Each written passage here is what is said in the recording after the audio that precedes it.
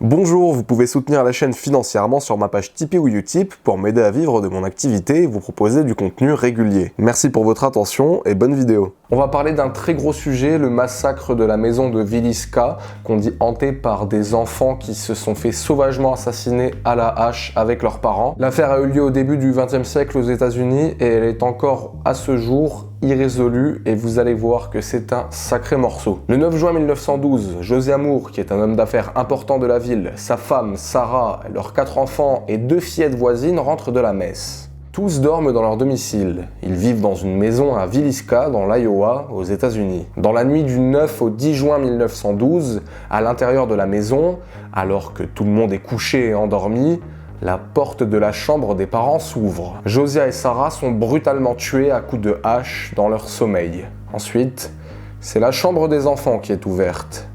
Herman, Catherine, Boyd et Paul sont eux aussi tués à coups de hache. Puis le tueur assassine ensuite Lena et Ina Stillinger, les 2 voisines. Un silence de mort règne dans la maison, et au petit matin, Mary Peckman, leur voisine, intriguée par l'inhabituel calme de la famille Moore, tente de leur rendre visite. N'obtenant aucune réponse, elle décide de prévenir Ross Moore, qui est le frère de Josiah, le défunt père de famille. Tous deux se rendent au domicile des Moore. Ross rentre avec son double de clés, pendant que Mary l'attend à l'entrée. Le frère parcourt la cuisine, et il découvre les corps sans vie de Josiah et Sarah dans la chambre à coucher. Les témoins, horrifiés, s'enfuient, et le marshal Hank Norton est prévenu et se rend sur place pour mener l'enquête. Dans la chambre, il remarque les corps des parents sous un drap blanc. L'arme du crime, une grande hache ensanglantée, repose contre le mur. Le marshal continue son inspection et il découvre les autres corps mutilés des enfants de la famille. Il y a du sang du sol jusqu'au plafond, c'est une véritable boucherie. Enfin, dans la chambre du bas, il découvre 2 corps supplémentaires,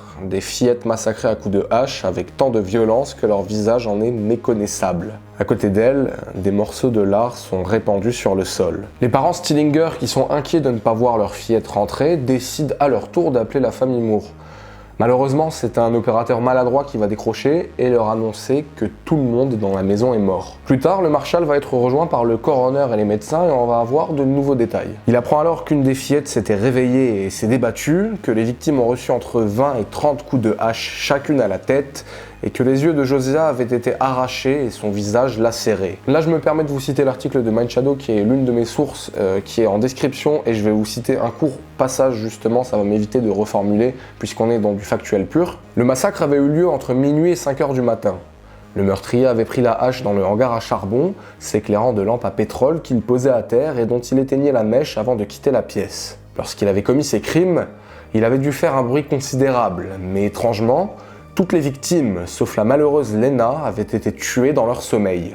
L'homme leur avait ensuite recouvert le visage, ce qui laissait à penser qu'il les connaissait ou qu'il était particulièrement superstitieux. À cette époque, une légende rapportait que si quelqu'un mourait les yeux ouverts, alors la dernière image qu'il voyait se graver dans sa rétine est qu'elle était décelable à l'autopsie. Après avoir assassiné tout le monde, il avait tiré les rideaux, puis il était retourné s'acharner sur leur visage, utilisant cette fois le côté tranchant de la hache. Les fenêtres sans rideaux avaient été masquées par des vêtements, tout comme les miroirs, probablement par superstition une fois encore. En certains endroits, il était de coutume de recouvrir les miroirs d'un drap noir car l'on pensait que les âmes des mourants pouvaient y être emprisonnées et peut-être le meurtrier craignait-il une vengeance posthume.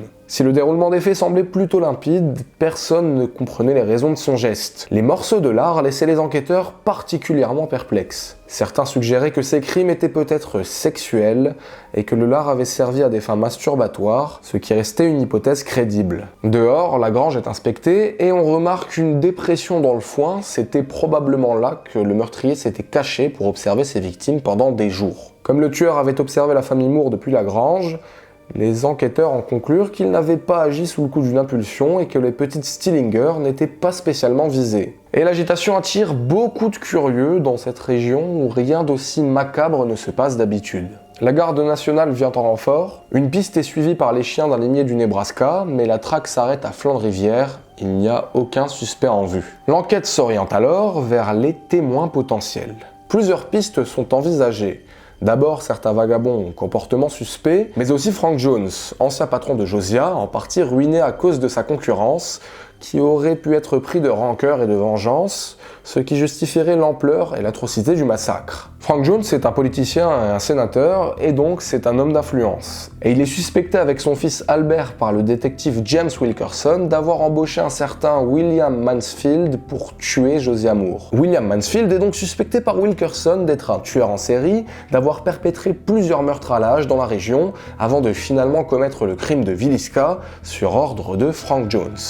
Les insistances de Wilkerson font que William est arrêté à Kansas City en 1916, à la boucherie où il travaille, pour être interrogé par un grand jury. Il prouve alors, bulletin de salaire à l'appui, qu'il travaillait dans l'Illinois au moment des meurtres de Villisca. William est libéré par manque de preuves. Il attaque l'agence de détective Burns en justice pour finalement récupérer 2250 $ de dédommagement. William est écarté, mais alors...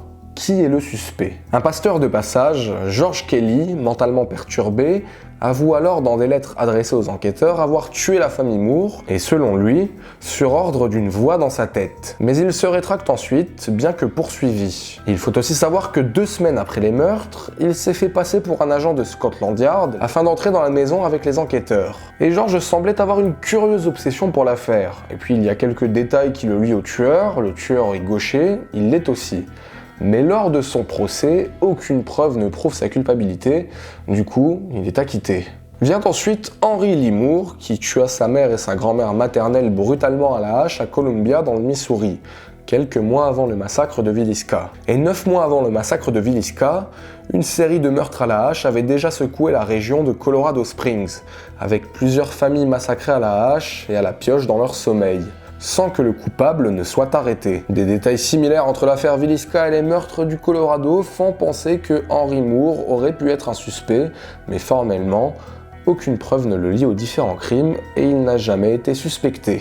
Et Henry Moore a le même nom de famille que la famille massacrée des Moore, mais ça n'a rien à voir, ils n'ont absolument aucun lien de parenté. Et puis il y a certaines personnes qui sont suspectées parce que leur nom est évoqué lors des audiences des grands jurys, mais encore une fois, il n'y a absolument aucune preuve qui lie ces personnes au crime, du coup aucune investigation n'est menée et ils ne sont pas plus suspectés que ça. Les années passent, parfois plusieurs décennies, et il y a plusieurs prisonniers à des endroits différents qui avouent être les responsables des meurtres de Villisca. Bien entendu, il n'y a aucune preuve qui prouve leur culpabilité, et d'ailleurs leur témoignage ne fait l'objet d'aucune enquête poussée. Ed Epperly, un historien qui posséda la fameuse hache, l'arme du crime, pendant des années, a étudié l'affaire depuis les années 50. Il a écrit sur le sujet et dans une interview disponible en source en description de cette vidéo, il nous apprend notamment qu'un habitant local qui gérait un billard, où se tenaient notamment des parties de poker à l'étage, avait été aperçu sortant de la maison des Moore avec une partie du crâne de Josiah Moore. Ce même crâne fut ensuite retrouvé plus tard dans la rue et plusieurs témoins le confirmèrent au grand jury. Et non, ça n'était pas le tueur pris en flagrant délit. En fait, en 1912, en Iowa, l'incompétence des enquêteurs était telle que n'importe qui pouvait rentrer sur la scène du crime et la contaminer. Et il y en avait même, comme pour ce monsieur, qui se laissait aller à du pillage et de la profanation en volant une partie du corps de la victime. Ouais, cette situation a d'ailleurs causé un énorme tollé, surtout auprès de l'opinion publique, ce qui a permis d'améliorer la qualité des investigations dans l'Iowa depuis. Et c'est à partir de ces témoignages de cet habitant qui est sorti avec une partie du crâne de Josiah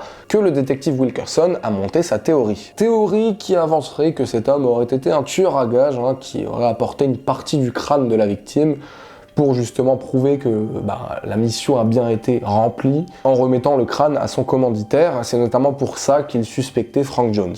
Mais on comprend avec le recul que c'était tout simplement cet habitant local qui allait profaner la scène et qui en est ressorti avec un morceau du crâne de la victime. Allez savoir pourquoi. En tout cas, je n'ai trouvé aucun compte-rendu d'enquête concernant cet habitant qui est sorti avec un morceau de crâne. On est d'accord, c'est quand même un peu curieux, on s'amuse pas tous à faire ce genre de choses. Mais encore une fois, j'insiste vraiment sur le fait que Ed nous précise bien qu'à l'époque, c'était tout simplement l'auberge espagnole. Sur les scènes de crime, tout le monde allait et venait un peu n'importe comment. Et du coup, l'identité du tueur, selon Ed, reste incertaine. Il croit à la fois à la théorie du tueur en série et en celle de la culpabilité du pasteur Kelly, qui, selon lui, a été acquitté à cause d'une enquête bâclée et d'une suspicion trop tardive. Ed explique que l'État était persuadé de la culpabilité de Kelly et ne chercha pas d'autres suspects, tandis que les locaux pensaient que Frank Jones l'était. Et l'affaire s'enlisa sans que le coupable ne soit identifié et condamné pour ses crimes, parce que chaque camp était persuadé de détenir le coupable. À ce jour, l'identité du meurtrier demeure inconnue. Il reste une dernière théorie assez intéressante sur qui pourrait être vraiment le coupable. Elle reprend la théorie du tueur en série et elle est développée dans le livre The Man from the Train, écrit par Bill James. Il établit à partir de coupures d'articles de journaux que de 1998 à 1912, une série de meurtres à la hache similaires ont eu lieu à travers tout le pays. Et chaque tuerie prenait place dans des régions rurales assez isolées et proches d'une ligne de chemin de fer. Selon Bill, le tueur serait un certain Paul Müller, un immigré allemand qui aurait commis son premier meurtre dans une petite banlieue à l'ouest de Boston en 1898. Selon lui, Paul, qui est un bûcheron itinérant, aurait profité de ses déplacements pour commettre ses crimes. Au total, au moins 14 familles massacrées et 59 victimes. Le mobile serait une attirance sexuelle pour les préadolescentes. Il s'appuie notamment sur des analyses statistiques qui, selon lui, indiquent que cette vague de massacres n'est commise que par une seule personne. Et ce même Paul Müller serait, toujours selon l'auteur, responsable des célèbres meurtres à la pioche irrésolus de Hinterkaifeck en Allemagne. Une théorie de plus qui malheureusement ne peut pas être corroborée par des preuves irréfutables. Et l'ancienneté de l'affaire n'aide en rien. Jusqu'à aujourd'hui, on ne sait donc pas qui est le responsable et le meurtrier de l'infâme massacre de Villisca. On arrive donc à l'affaire supposément paranormale. En 1994, Darwin et Martha rachètent la maison. En 1999, ils décident de la rénover. Et de là, des phénomènes paranormaux sont entendus selon eux. Ils rapportent qu'ils peuvent entendre des voix d'enfants et ils aperçoivent des silhouettes. La maison devient rapidement une attraction touristique où les criminologues, les curieux et les enquêteurs du paranormal se succèdent. Vous avez tous les liens en description avec quelques émissions tournées dans la maison. Et si certains rapportent des PVE ou des photographies d'orbes, je souligne quand même que la maison représente un juteux business pour les propriétaires, comptez 10 $ la visite et 400 $ pour y dormir avec un groupe.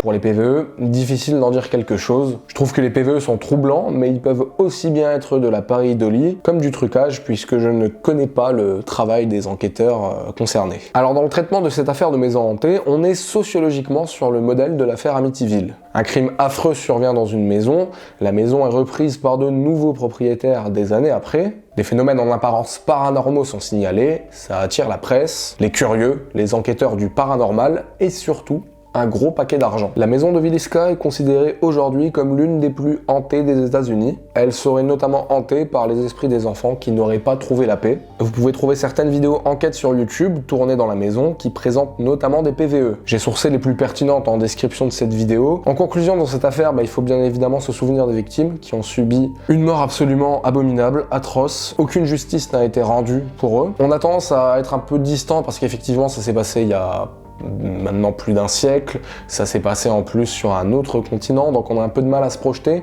mais plus je lis ce genre d'affaires, plus vraiment ma pensée va surtout pour les victimes dans ce genre de cas d'affaires irrésolues. Je tenais à traiter de ce sujet tout simplement parce qu'aujourd'hui, voilà, c'est vraiment devenu un phénomène de foire un petit peu cette maison, c'est devenu une grosse attraction, on dit qu'il y a des phénomènes paranormaux dans cette maison, et j'ai regardé un petit peu les enquêtes paranormales. Il y a notamment des gens qui prétendent communiquer avec le meurtrier qui serait dans la maison ou qui serait resté caché dans le grenier. Ça n'a absolument aucun sens, parce qu'évidemment aujourd'hui le meurtrier est mort, mais pourquoi son âme serait repartie dans la maison encore, je peux comprendre les gens qui croient à un phénomène paranormal parce que la famille a été massacrée dans des conditions absolument atroces, la maison a été préservée dans son jus, donc il y a vraiment les pièces d'époque, etc., malgré les travaux de rénovation. Donc je comprends l'attrait qu'il y a tout autour, je comprends un petit peu aussi la fascination qu'il peut y avoir, mais si vous allez un petit peu dans les sources en commentaire, vous verrez notamment que la ville en a un petit peu marre de voir qu'il y a une espèce de tourisme un peu morbide autour de cette maison. Et moi, ce que je trouve dommage en guise de conclusion à cette affaire, c'est juste qu'à l'époque, l'enquête a été complètement bâclée en fait. Les locaux ont contribué à laisser le meurtrier impuni puisqu'ils ont contaminé la scène de crime. En plus de ça, ils ont colporté des rumeurs sur Frank Jones en disant que c'était lui le meurtrier, alors que les enquêteurs a priori étaient plutôt partis sur le pasteur Kelly. Et pour terminer, je vais vous donner mon opinion personnelle sur cette affaire. C'est mon opinion évidemment, donc prenez du recul, ce que je dis n'est pas à prendre pour argent comptant. J'en sais pas plus que vous là-dessus vu que je vous ai donné tous les faits, c'est juste du ressenti. En ayant un peu épluché tout ça, je crois pas vraiment à l'affaire du complot par Frank Jones. Je pense que la théorie du tueur en série est plausible. Je pense aussi que le pasteur Kelly n'était pas tout net et que s'il n'est évidemment peut-être pas responsable des crimes dans la région, il pourrait avoir joué un rôle dans le massacre de cette famille, notamment par sa curiosité quand même très étrange avec cette affaire alors que c'est un pasteur de passage. Donc je suis assez d'accord avec Ed, pour moi l'identité du meurtrier c'est soit ce fameux tueur en série qui pourrait être ce fameux Muller qui a écumé les États-Unis et qui est allé de massacre en massacre, ou bien ce pasteur un petit peu dérangé qui aurait pu complètement plonger dans la folie. Pour le reste, c'est à vous de voir, je vous laisse vous forger votre propre opinion, moi je me suis bien exprimé dessus. Avant de partir, si vous avez aimé cette vidéo, parlez de ma chaîne autour de vous, n'oubliez pas de vous abonner si ce n'est pas déjà fait, suivez-moi sur Instagram, ça m'aide évidemment et ça me permet de continuer de poursuivre cette activité. Je vous dis à très bientôt pour la prochaine vidéo, salut à tous!